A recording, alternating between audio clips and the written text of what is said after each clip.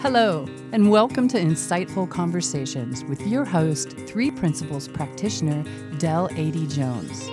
Join her each week as she welcomes some of the world's leading Three Principles teachers and practitioners who share how this understanding has dramatically improved the quality of their lives and the lives of those they work with. I'm so excited to have Dominic Scaffidi with me today. Dominic is a certified executive coach who works with leaders and teams in organizations. He is a master certified coach credentialed through the International Coaching Federation. He has received multiple awards for his coaching programs that train leaders and people managers to be great coaches rather than good bosses. He is grounded in the three principles as a certified transformative coach through Michael Neal's Supercoach Academy. And he also has a deep and practical understanding of the teachings of Abraham Hicks and how we create our own reality. So hi, Dominic. I am so thrilled you're joining us today. So lovely to see you. Thank you for the invitation, Del. I know that you're a huge Abraham Hicks teacher, and I'm curious, which came first, the principles or Abraham Hicks? So Abraham Hicks was first. Mm-hmm. And I like to say that I attracted the principles following my exposure to Abraham Hicks. Mm-hmm. So, and I wouldn't say I'm an Abraham Hicks teacher. I'm a student of the teachings of Abraham Hicks, and I've incorporated them into my life and into my business quite a bit. All right, wonderful. So I love that because, bottom line is we're all students. Yes. Even if principles, we're not really teaching, we're just students of and pointing in a direction. So I'm sure you're the same with Abraham Hicks. So that's wonderful. So tell me, so what was it about Abraham Hicks that there was something in you that attracted the principles? What were you hoping to attract into your life? Well, what I saw as a consequence of coming across the principles was that my understanding of the teachings of Abraham's, it wasn't deep enough. Mm. It was not, the teachings of Abraham are a deeply spiritual teaching. And I think that my understanding up until that point of coming across the principles was more of a surface level, typical of people have come across law of attraction. I love that you're saying this because I was very familiar with law of attraction. I studied at the University of Santa Monica and I got a master's in spiritual psychology there. And we did a lot of the law of attraction. And then when I came across the principles, it felt to me that the law of attraction was more about attracting in the world of form. And the more things we had in the world of form, the happier we were going to be. And when I came across the principles, as I think many people do, they sort of set aside that law of attraction. So I love what you're pointing to, and I'd love to hear the commonalities rather than the differences. So I'm excited to hear this. Yeah. Well, one of the things you said is, I think what most people do is they think law of attraction, oh, this is terrific. Now I'm going to have a new strategy or a new way to get more of the things that I want. So a lot of people approach that initially, and it was probably popularized by the movie The Secret. And so many will approach it as in I'm going to attract things that I want. But that's not at all. What law of attraction is it basically says that which is like unto itself is drawn. That which is like unto itself is drawn. So law of attraction is really only a law. And as a law, it's just operating. That's all that it is. It is simply operating. And it is no different than suddenly saying, oh my gosh, gravity, I'm going to use gravity and become rich. Now that I figure out how I could use it, I'm going to use it to bring money or something, right? But it's some sort of misunderstanding of what that is, because it has no implication like that. It is simply a way that things are, which you can align with or be at odds with. And there's implications to that. Oh, I love this because, before you were coming on, I was thinking, gosh, I wonder how we're going to, or you rather, you're on the hot seat, are going to talk about this, because you're right. I think it did become very popular with The Secret, and everybody sort of held out for, there was no compromise. It was like, no, I'm going to attract the perfect mate, the perfect house, the perfect boat, the perfect whatever. And I think people got stuck in that. So I love what you're pointing to. So tell me more about it. Tell me more about creation, because I know that's what you're really good at.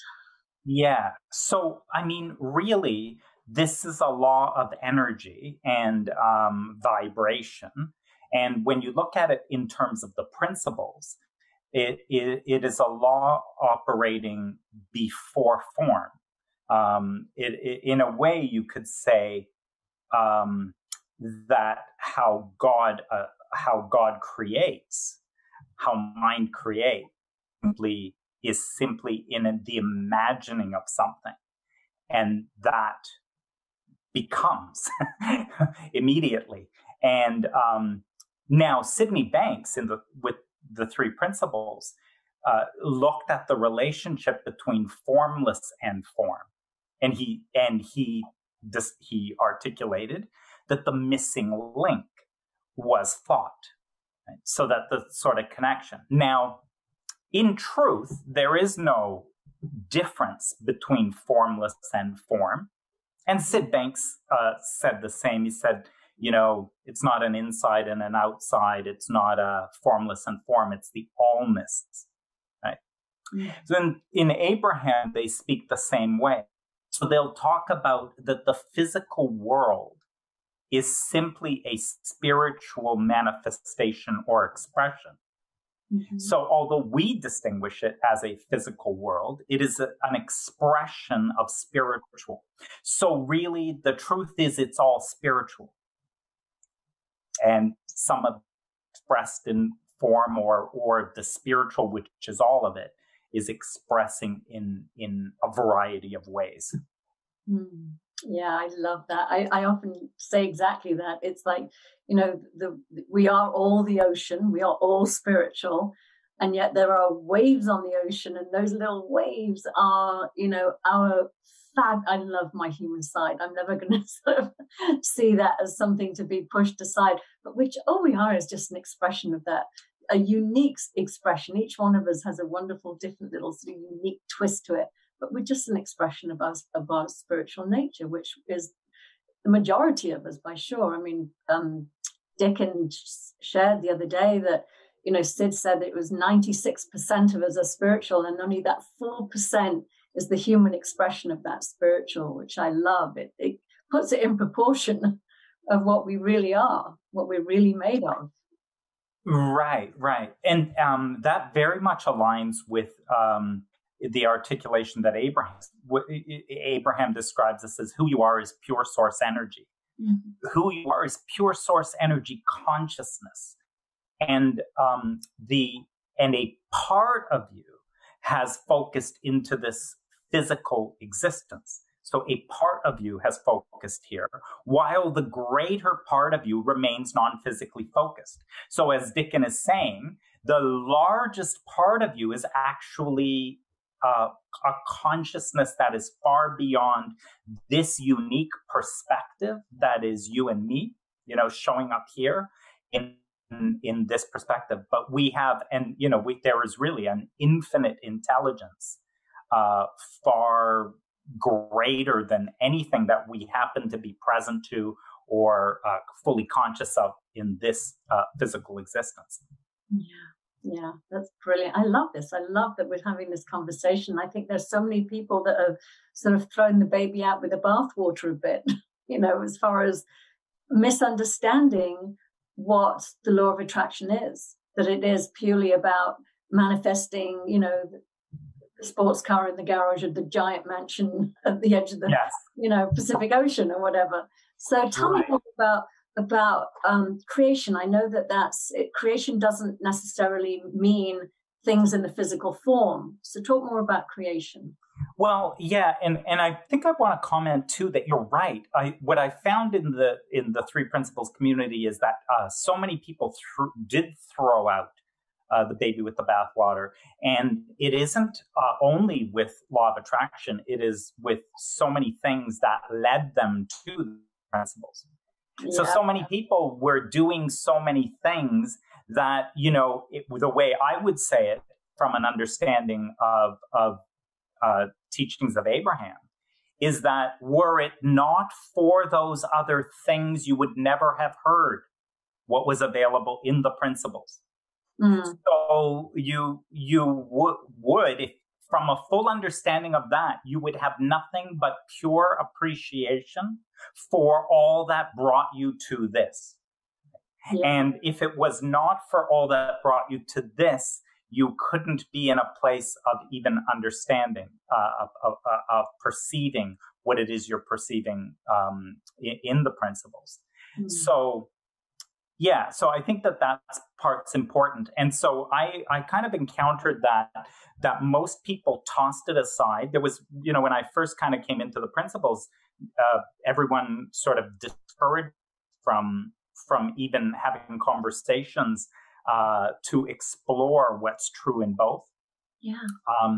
And that was very frustrating because although I tried to be good and be pure, what was interesting to me is that despite all my delving into the principles, what I could not let go of was a continual exploration of Abraham Hicks. Mm-hmm. And so to me, that was just interesting because why couldn't I simply drop it? Why couldn't I simply drop it and move on? Because it resonated with truth. And you can't just drop truth. You cannot drop what you're hearing as truth, put it aside, and just get into something else. Right? So that to me was interesting. And so for the longest time, I struggled with inconsistencies. Abraham is a very different teacher than most of the style of teaching the principles. The three principles are taught more rigorously and they're taught more absolutely. Right? Abraham is a teacher that I would say will meet you exactly where you're at. They'll come and meet you exactly where you're at, and they will move you up from there in the conversation. With the principles, it seems like more of speaking from an absolute truth purely with no deviation. Yeah. And that seems to be more of that style. So they're different styles for sure. Yeah. But I really like what you're pointing to, because I myself, I mean, number one, I'm incredibly grateful for everything that's got me where I am today, the good, the bad, and the ugly. But I agree with you. I think when, you know, and I think it's shifting. I really do. I think the dogma is starting to lessen. I think we see the commonalities more than the differences. You know, Sydney was certainly not pointing to anything that hasn't been talked about for millenniums within different spiritual practices.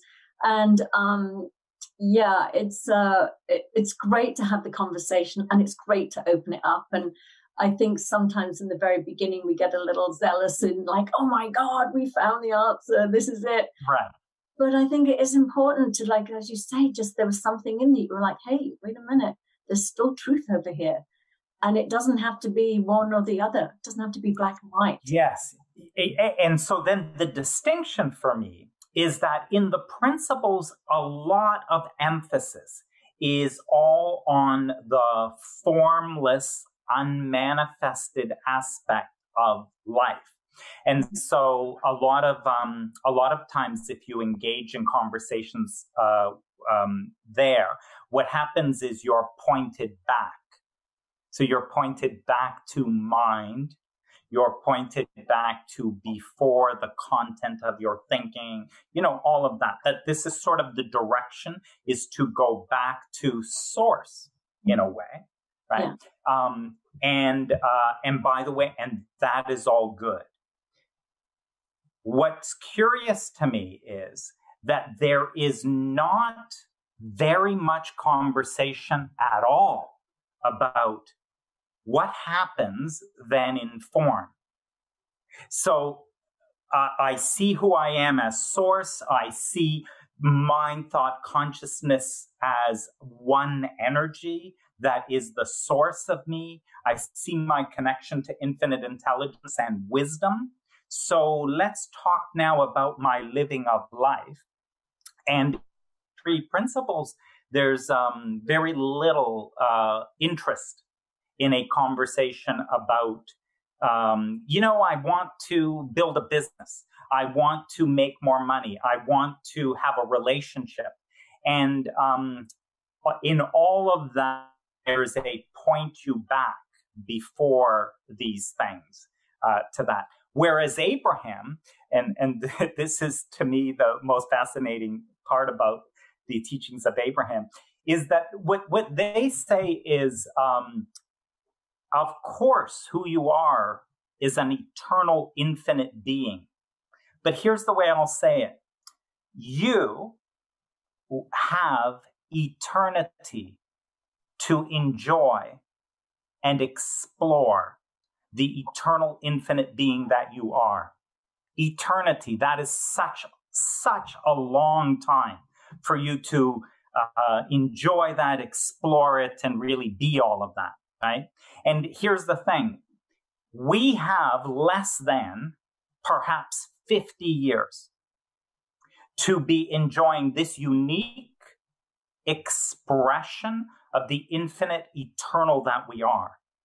So we might want to talk about this because we, all the talk that we do about the eternal part of us, that part, again, we're going to have eternity for it. But this part here, this 50 years, this joyful life expression of the infinite being that I am, and what I'm doing here, this to me is the point of it all. And Sydney Banks said as much when he told people to get off his island. He basically said to them, okay, enough with this chatter, enough talking about all this stuff. Go home, go back home, go live your life. Because at some point, all of that conversation must show up in the living of your life. And that, to me, I'm so interested in that part of it, is the living of my life, and how do I actually do things and create things and, be and do and have things in this physical form. So. Oh my goodness. I really love what you're pointing to. This is, and it's so interesting because I coach, most of my coaching is helping people that have, having difficulties in their relationship, especially around codependency, and they find themselves in narcissistic relationships. And, Sid would never have said, in my book, Sid would never have said life is a contact sport if he wasn't pointing to the fact that we do live in the world of form. And we are here. And to me, it's like relationships, how we relate to each other is one of the most important aspects. And we do have to not do a spiritual bypass, and especially in relationships where there may be some emotional abuse, to just say, oh, it's all just my thinking. I should be able to tolerate this. Right. No, it's a bit much more than that. So I firmly agree with you. I am here in the world of form right now. I'm hoping to be around for another 50 years as well. But yeah, I agree with you. It's lovely to know what we're made of, but we're here right now. Let's make the most of it. Let's live it. So yeah, I love that. Yes. So, tell me more about, so when you work with people, say people come to you and they do have this, I'm not saying I love nice things. I have to qualify it. I'm not somebody that doesn't like nice things too. But when you have somebody coming to you and they have the feeling maybe, or they're still thinking of the secret, and you manifest these material things and they bring you happiness. How do you address both? How do you address manifesting things in the form, but where your true happiness comes from? Well, and that's critical to understand. First of all, I should say, and I do pick up a little bit of this in the principles, and absolutely none of it with Abraham, is a judgment about desires. So in the principles, there's a judgment about desires. There's a judgment about what a good desire is, what a pure desire is, and what selfish desires are, right? So there's good and bad within it. And here's the truth is there is no such thing, right? If you imagine that you are God, you can play any way you want here. In the unique expression, you can express, you can experience anything you want. And if we make this a little more realistic, sometimes the God thing people can't really get. But if you have children and you have a child and the child goes out to play and they are playing at some point being a homeless person, at another point they want to play being a multimillionaire on a yacht, would you condemn them one way or the other? If they were going to play and be a nurse and then play and be a doctor and then play and be something else, a CEO, would you have a judgment about how they are playing? Because in the world of form is a playground with which you imagine and you can express anything.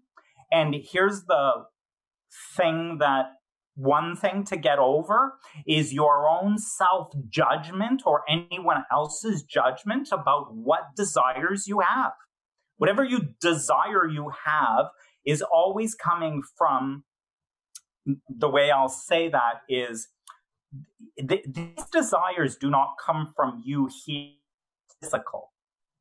In fact, what it is this greater part of you, this greater non-physical consciousness that is expressing itself through you physically.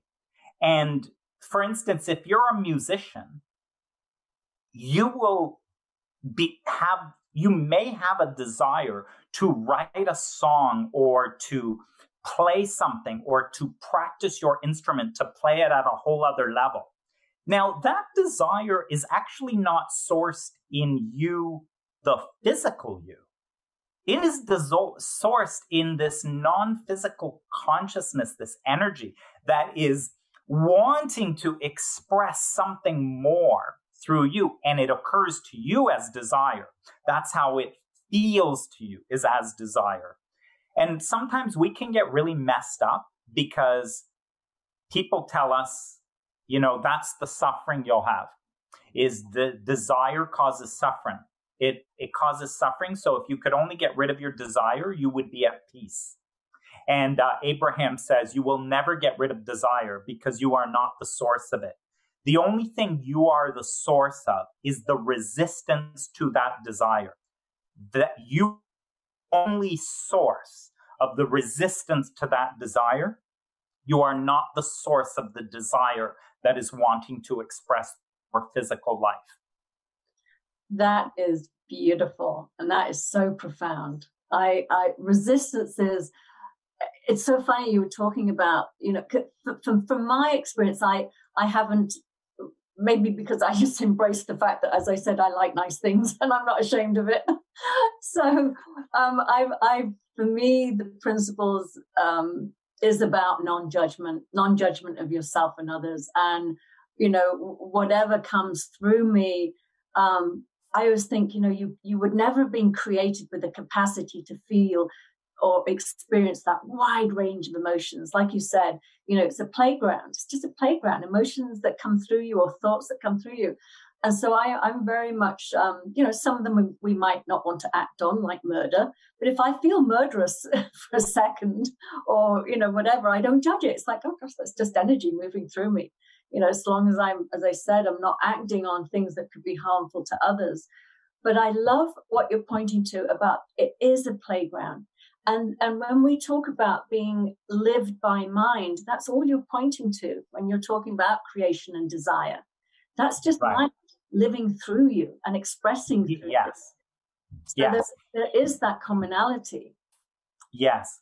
It's interesting because when you think about the things like murder and some of those things, there is no way for you to be in alignment with all that you are and to be moved to an impulse of murder. Mm-hmm. There is no way to do that. So an impulse of murder or revenge or to destroy something or someone is coming from a disempowerment. It's coming from a misalignment, from a misperception of who you really are. And from that place to get the power back, it's interesting. It's like a misperception of feeling. I will lash out. I will burn down that building. I will destroy that thing. And this will give me my power back, which of course, and you and I know, of course, that that's never going to work. To think that anything out there will ever create that connection back within you. Yeah. So there is, it is this idea of what is a desire from source is always a creation.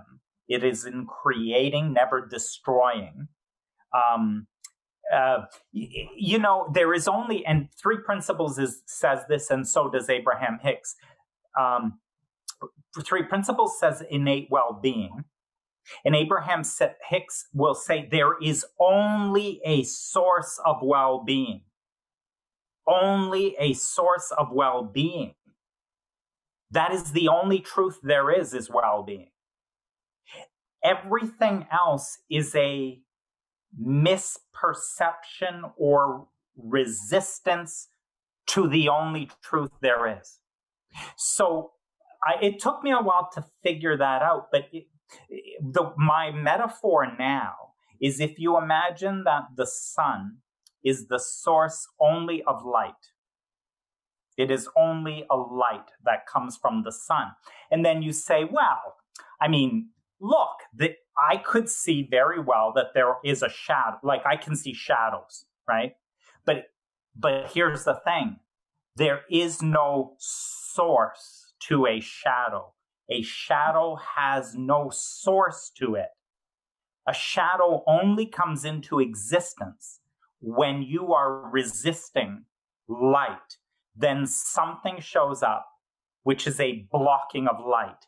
But here's the thing. When you stop blocking, it disappears because it has no source of itself. So there is only a source of well-being. The only thing in you is only being. You are only called to well-being. Your desire is only calling you to what is good. That is the only thing flowing and wanting in the world. Anything other than that is some block, resistance, or something like that. And you can feel the difference in these. You'll feel it because in the one you are suffering and it's in pain, and the other one you are in joy, love, peace, and all of those emotions. So you can feel where you're at in all of that. Oh my God, that is a beautiful metaphor and so clear. So absolutely clear.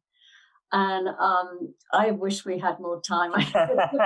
We're just skimming the surface here. I think I need you back on for the other half an hour.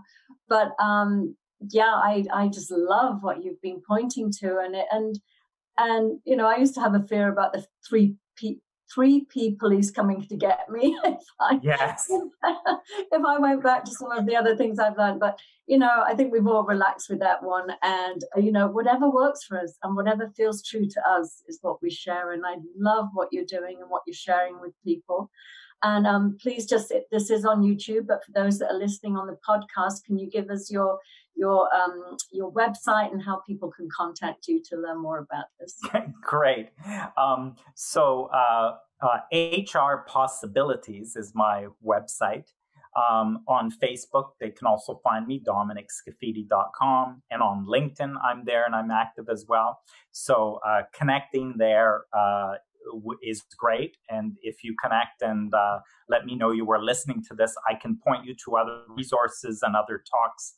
If this is of interest to you, then I can point to places, including a Facebook group and all of that, where we talk and explore this more.